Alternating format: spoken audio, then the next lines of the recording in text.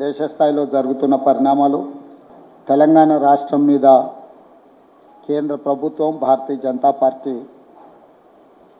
నాయకత్వం చేస్తున్న దాడుల్ని మీరందరూ కూడా కళ్ళతో చూసిండ్రు. ప్రధానంగా నిర్దిష్టమైన స్పష్టమైన ఆరోపణ కాంగ్రెస్ పార్టీ అధ్యక్షుడిగా, తెలంగాణ రాష్ట్ర ముఖ్యమంత్రిగా ఆర్ఎస్ఎస్ మూల సిద్ధాంతాల మీద, భారతీయ జనతా పార్టీ రాజకీయ విధానం మీద నేను స్పష్టంగా మాట్లాడడం జరిగింది, ప్రజలకు వివరించడం జరిగింది.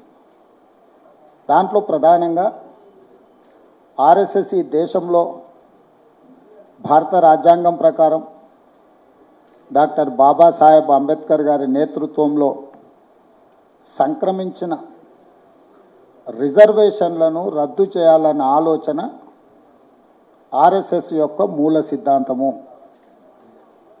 ఈ మూల సిద్ధాంతాన్ని అమలు చేయడానికి వాళ్ళు ఒక రాజకీయ కార్యాచరణను ఎన్నుకున్నారు. ఆ రాజకీయ కార్యాచరణ పేరే భారతీయ జనతా పార్టీ. ఈ భారతీయ జనతా పార్టీ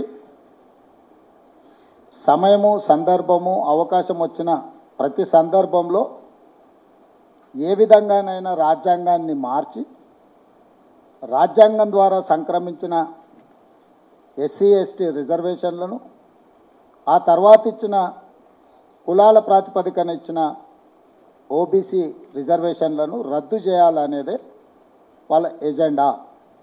దీనికి సంబంధించి నేను ప్రస్తావించి నేను వివరాలతో కూడుకున్న ప్రెస్ మీట్లు పెట్టడం కానీ, బహిరంగంగా మాట్లాడడం కానీ జరిగింది.